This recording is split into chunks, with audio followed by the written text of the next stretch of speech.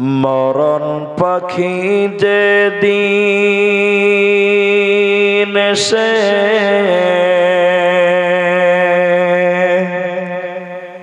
করবে ডাকাডাকি,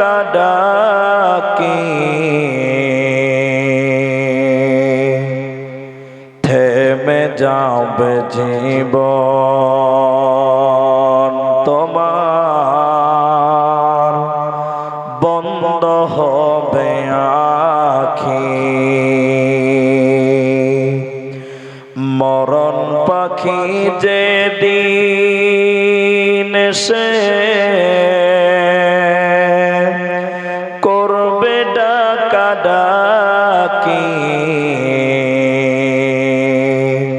থেমে যাবে জীবন তোমার, বন্ধ হবে আখি। দুনিয়াতে আছো তুমি, টাকা পয়সা নিয়ে, মরার পরে করবে দাফন সাদা কাফন দিয়ে। যাইবে তুমি খালি হাতে, থাকবে পরে সবে, থেমে যাবে জীবন তোমার, বন্ধ হবে আখি। ওরে মন,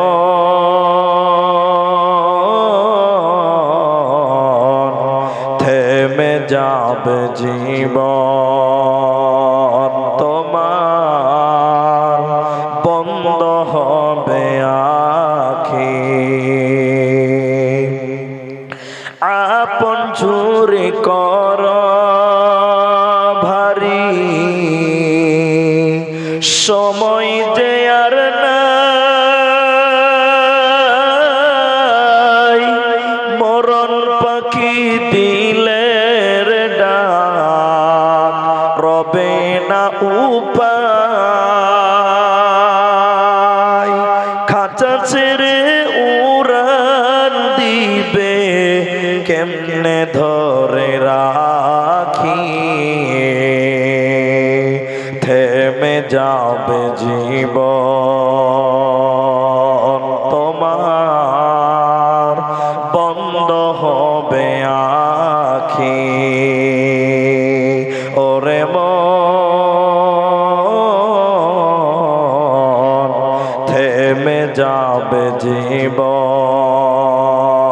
তোমার, বন্ধ হবে আখি। উপস্থিত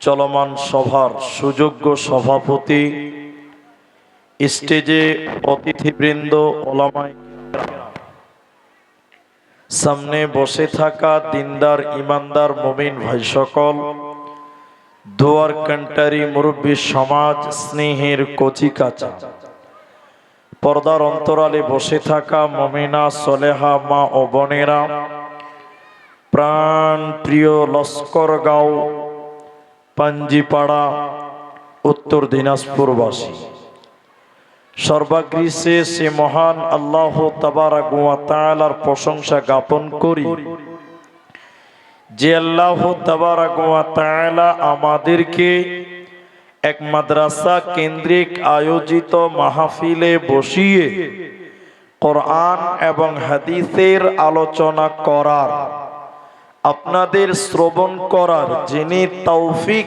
ইনায়াত করেছেন, সেই মহান মনিবের দরবারে শুকরিয়া আদায় করি। আমরা সকলেই বলি আলহামদুলিল্লাহ। দরুদ ও সালাম বর্ষিত হোক শেরকারে কায়নাত তাজদারে মাদানী নবী কুল শিরোমণি ইমামুল আম্বিয়া নবী মক্কি নবী মাদানী নবী আহমদ নবী মুহাম্মদুর রাসূলুল্লাহ সাল্লাল্লাহু আলাইহি ওয়াসাল্লাম। আল্লাহুম্মা আমিন। আল্লাহুম্মা সাল্লি আলাইহি, আল্লাহুম্মা বারিক আলাইহি। মোহতারাম ভাইও, বুজুর্গ, দোস্ত, আমি কোরআনুল কারীম সূরা আনফাল 8 নম্বর সূরার 2-3 দুটি আয়াত পাঠ করেছি এবং হাদিসে নববী থেকে একটি মাত্র হাদিসের টুকরো পাঠ করেছি। উল্লেখিত আয়াত এবং হাদিসকে কেন্দ্রবিন্দুর মধ্যে রেখে সংক্ষিপ্ত সময়ে কিছু কথা বলবো, যদি আল্লাহ তৌফিক দেন তো। আলাইহি তাওয়াক্কালতু ওয়া ইলাইহি উনীব। মোহতারাম ভাইও, বুজুর্গ, দোস্ত, আমি আমার আলোচ্য বিষয় বলার পূর্বে আপনাদের সঙ্গে দুটি জরুরি কথা বলবো। এক, আপনারা অনেকেই আমাকে চেনেন সোশ্যাল মিডিয়ার মাধ্যম দিয়ে, আবার অনেকেই আমাকে সরাসরিও দেখেছেন। পাঞ্জিপাড়া এলাকায় আমি এর আগেও এসেছি। তা আমি আপনাদের সামনে অনুরোধ করব দুটি। এক, আমি আপনাদের কিছু কথা জিজ্ঞাসা করব, আপনারা মুখ খুলে উত্তর দেবেন। সবাই বলুন ইনশাআল্লাহ। বলুন ইনশাআল্লাহ। ইনশাআল্লাহ। আর দ্বিতীয় নম্বর কথা, আমার পরেও একজন বক্তা আছে যিনি আসবেন 12টার পরপরই, তিনি স্টেজে আসবেন। আপনাদেরকে যে কথাটা আমি বলতে চাই যে আপনারা 10টা মিনিট টাইম কেউই উঠবেন না। আমি বক্তব্য শুরু হবে, তারপর যদি বিরক্ত লাগে, কোরআন হাদিস মনে না হয়, তাইলে চলে যাবেন, অন্যথায় আমরা কেউই উঠব না। অন্তত 10 মিনিট টাইম উঠব না। বলুন ইনশাআল্লাহ। ইনশাআল্লাহ। আপনারা এতগুলো মানুষ আছেন, যদি একটু মুখ খুলেন তো এই মাদ্রাসার মাঠটা দরদর করে কাঁপবে। আমাদের বক্তব্যগুলো যেগুলো বাংলাদেশে চলছে, দেখতে পাচ্ছেন বাংলাদেশের শ্রোতা অর্ধেক বক্তা বলে, অর্ধেক শ্রোতা বলে। তো আপনি মুখ খুললে আপনার বুঝতে সুবিধা হবে আর আমাকে বুঝাতে সুবিধা হবে। আমি আপনাদের সামনে যে বিষয়টি নিয়ে কথা বলবো, সে বিষয়টির নাম হলো মুমিন। অনলি মুমিন। মুমিন সম্পর্কে দু চারটি কথা স্বল্প সময়ে আপনাদের সামনে বলবো। কেন? আল্লাহ তাবারাক ওয়া তাআলা যে সকল লোকদেরকে কিয়ামতের দিন জান্নাতি দিবেন, জান্নাত দেবেন, তার ভিতরে একটি দল বা এক শ্রেণী মানুষ যারা হলো মুমিন। মুমিন ব্যক্তিদেরকে আল্লাহ জান্নাত দেবেন। তাই আল্লাহ তাবারাক ওয়া তাআলা কোরআনুল কারীমে বলছেন, অবাশশিরিল মুমিনিন, মুমিন তোমাদের জন্য সুসংবাদ। তা আল্লাহ তাবারাক ওয়া তাআলার সুসংবাদের নামই হলো জান্নাত। আল্লাহ মুমিন ব্যক্তিদেরকে জান্নাত দেবেন। তাই সেই মুমিনদের ব্যাপারে ছোট ছোট ছোট ছোট করে কয়েকটি গুণ, প্রকৃত মুমিন কে, কে কাকে মুমিন বলা যাবে, কোন লোকটার ভিতরে মুমিনের গুণ আছে, আল্লাহ কোরআনে একটা একটা করে বলেছেন। সেই একটা একটা করে কথা আপনাদেরকে বলবো ইনশাআল্লাহ। আলাইহি তাওয়াক্কালতু ওয়া ইলাইহি উনীব। আল্লাহ তাবারাক ওয়া তাআলা বলেন, বিসমিল্লাহির রহমানির রহিম। ইন্নামাল মুমিনুনা আল্লাযীনা ইযা যুকিরাল্লাহু ওয়াজিলাত কুলুবুহুম। আল্লাহ তাবারাক ওয়া তাআলা বলেন, প্রকৃত মুমিনকে তোমরা শুনে নাও, যার সামনে আল্লাহর জিকির করা হয়, আল্লাহর কথা বলা হয়, ওয়াজিলাত কুলুবুহুম, তখন তার ভিতরটা আল্লাহর ভয়ে কন্দনরত হয়ে যায়। যখন মানুষের ভিতরে, মানুষের সামনে আল্লাহর কথা বলা হবে, আল্লাহর জিকির করা হবে, আল্লাহর বিবরণ দেওয়া হবে, তখন মুমিনদের ভিতরে আল্লাহর ভয় ঢুকে যাবে। মুমিনের ভিতরে আল্লাহর ভয় কাজ করবে। ওই লোকটাকে প্রকৃত মুমিন বলা হয়। একদিন হযরতে ওমর রাতের বেলায় চলছে, তিনি গভর্নর কে খেতে পেল, কে খেতে পেল না, কে বিপদে রয়েছে, কে প্রবলেমে রয়েছে দেখাশোনার জন্য হযরতে ওমর রাতের বেলায় তোহড় দিয়ে বেড়াচ্ছেন, খোঁজ খবর নিয়ে বেড়াচ্ছেন। এমন সময় ওমর বললেন, ও রাসূলের সাহাবীরা, ওরে আল্লাহর বান্দারা, তোমরা এমন কি কথা আমাকে শোনাতে পারবে যে কথা শোনার কারণে আমি ওমরের ভিতরে আল্লাহর ভয় ঢুকে যাবে?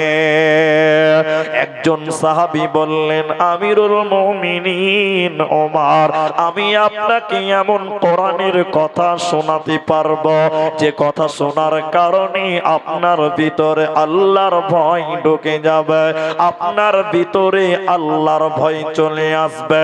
হযরতে ওমর বললেন, বলো বলো বলো, কি এমন কথা কোরআনের ভিতরে আছে যে কথা শুনলে আমি ওমরের ভিতরে আল্লাহর ভয় ঢুকবে?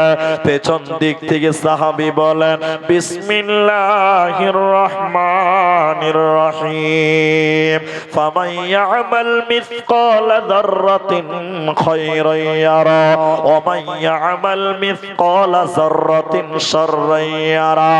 ওমর, তুমি শুনে নাও, চলতে চলতে যদি যাররা বরাবর গুনাহ করো, যাররা বরাবর যদি গুনাহ করো, সরিষা দানা পরিমাণ যদি ওমর তুমি দুনিয়াতে গুনাহ করো, কিয়ামতের দিন এই সরিষা পরিমাণ গুনাহ করার কারণে আল্লাহ তোমাকে জাহান্নাম দিবে। ওমর, চুল পরিমাণ গুনাহ যদি দুনিয়াতে করো, এর জন্য কিয়ামতের দিন আল্লাহ তোমাকে শাস্তি দিবে, এর কারণে আল্লাহ তোমাকে জাহান্নাম দেবে।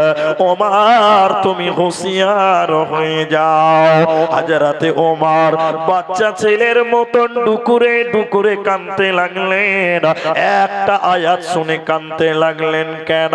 কারণ ওমানের ভিতরে আল্লাহর ভয় ঢুকে গেছে বন্ধুরে, যে চুল পরিমাণ গুনাহ করলে বাঁচা যাবে না। তাই ওমর আল্লাহর একখানা বিধান শুনেছে, একখানা আয়াত শোনার কারণে হযরতে ওমর ডুকরে ডুকরে কাঁদতে লাগলেন। তাই আমার আল্লাহ বলেন, মুমিনকে, কোন লোকটাকে মুমিন বলা যায়? যার সামনে আল্লাহর কথা বলা হবে, আল্লাহর জিকির করা হবে রে, আল্লাহর বিধান আলোচনা করা হবে, ওয়াজিলাত কুলুবুহুম, তখন মুমিনের ভিতরে আল্লাহর ভয় ঢুকে যাবে। যখন আল্লাহর বিধান শুনবে, আল্লাহর কথা শুনবে, তখন মুমিনের ভিতরে আল্লাহর ভয় ঢুকে যাবে। নবী মুহাম্মদ বলুন সাল্লাল্লাহু আলাইহি সাল্লাম, তিনি বলছেন, ওয়াল্লাযী নাফসি বিয়াদিহি, মুহাম্মদ, ওই আল্লাহর কসম যার হাতে আমার প্রাণ রয়েছে। সবাই একটু মুখ খুলে বলেন, আপনারা, আপনি বলতে হবে না, আপনারা বলেন, শ্রোতা যারা আছেন তারা বলেন, হায়াতের মালিক কে? এতটি লোক জোরে একবার আল্লাহর নাম নেন। হায়াতের মালিক কে? আল্লাহ। তো মুহাম্মদ সাল্লাল্লাহু আলাইহি ওয়াসাল্লামের কথাটা দেখেন কত মজবুত। তিনি বললেন, আল্লাহর কসম যার হাতে আমার প্রাণ রয়েছে, আমাদের সকলের প্রাণ রয়েছে কার হাতে? আল্লাহর হাতে। কি বললেন কসম করে নবীজি? লাউ তা'লামুনা মা আ'লামুন, আমি নবী যতটা আল্লাহ সম্পর্কে জানি, তোমরা যদি ততটুকু আল্লাহ সম্পর্কে জানতে, লাউ তা'লামুনা মা আ'লামুন লা বাকাইতুম কাসীর ওয়ালা যাহিকতুম কলিল, তাহলে দুনিয়াতে তোমরা হাসতে কম, তোমরা কাঁদতে বেশি। আজকের পাঞ্জিপাড়ার মুসলমান, দিনাজপুর কিষানগঞ্জের মুসলমান, একটু দুনিয়ার দিকে তাকিয়ে দেখেন, মানুষেরা হাসে বেশি কাঁদে কম, মানুষেরা হাসে বেশি কাঁদে কম। তার মানে আমাদের ভিতরে আল্লাহর জ্ঞান নাই, আল্লাহর বিধানের জ্ঞান নাই, এজন্য আমাদের ভিতরে আল্লাহর ভয় নাই। যদি আল্লাহকে স্মরণ করে আল্লাহর ভয় দিলে আনতে পারেন মুসলমান, নবীজি পুরস্কার দিবেন। নবীজি সুসংবাদ দিয়েছেন তাদের ব্যাপারে। দেখলেন যেদিন কিয়ামতের ময়দান অনুষ্ঠিত হবে, মানুষেরা সূর্যের তাপের কারণে দৌড়ে দৌড়ে বাড়াবে আর বলবে বাঁচাও বাঁচাও বাঁচাও। যেদিন মানুষেরা হাই হাই করে দৌড়ে বেড়াবে, সূর্যের তাপের কারণে মানুষদের মগজগুলো টকবক করে ফুটবে। যেদিন মানুষের শরীর দিয়ে বৃষ্টির মতন ঘাম ঝরবে, ওই দিনে নবী বলেন 7 প্রকার মানুষকে আল্লাহ আরশের নিচে স্থান দেবে, আল্লাহর রহমতের ছায়া দেবে, আল্লাহ বরকতের ছায়া দেবে। ওই 7 শ্রেণী মানুষের ভিতরে একজন নবীজি বললেন, শুনে নাও, রাজুলুন যাকারাল্লাহু খালিয়ান ফাফাজাত আইনাহু, যে ব্যক্তিটা আল্লাহর ভয় দিলে নেবে, যে ব্যক্তিটা আল্লাহর ভয় কানবে রে, যার ভিতরে আল্লাহর ভয় থাকবে, ওই লোককে আমার আল্লাহ কিয়ামতের দিন তার আরশের নিচে স্থান দেবে। ওর কোনো চিন্তা রবে না, থাকবে না, থাকবে না। এজন্য মুসলমান, তোমার দিলে তোমার আল্লাহর ভয় নিয়ে এসো, তবে তুমি হবে প্রকৃত মুমিন। ভাই, দুনিয়াতে কে বলবে আমি বেঈমান? কে বলবে আমি বেঈমান? সবাই বলবে আমি ঠিক আছে, আমি জান্নাতি, আমি ঠিক আছে, আমি জান্নাতি, আমি ঠিক আছে। আসলে কে ঠিক আছে, আসলে কে মুমিন, এই কথাটা আল্লাহ বলবেন। সবাই বলেন, কে বলবে? আল্লাহ বলবেন। তো যে আল্লাহর কথা শুনে আল্লাহর ভয় যার ভিতরে ঢুকে যায়, সে হলো প্রকৃত মুমিন। এখন আপনারা বলুন, এদিকে এখন জলসাতে আল্লাহর কথা হচ্ছে, হচ্ছে কি হচ্ছে না? এরা কথা বলে না। জলসাতে কার কথা হচ্ছে? আল্লাহর কথা হচ্ছে। তা আল্লাহর কথা শুনে মানুষের ভিতরে আল্লাহর ভয় ঢুকছে? জি ঢুকছে। একটা জালসাতে কথা বলবো, একটা জালসাতে আমার আগের বক্তা বলছে যে বিড়ি খাওয়া হারাম। আপনারা কি বলছেন, সুন্নত না হারাম? এদিকে হারাম বলতে চায় না গো, ওরা মনে মনে ভাবছে এক মুঠা দিয়েই দেখেন সুন্নত না ফরজ প্রমাণ করে দিচ্ছি। বিড়ি খাওয়া হারাম বলছে, স্টেজে বক্তা বলছে বিড়ি খাওয়া হারাম।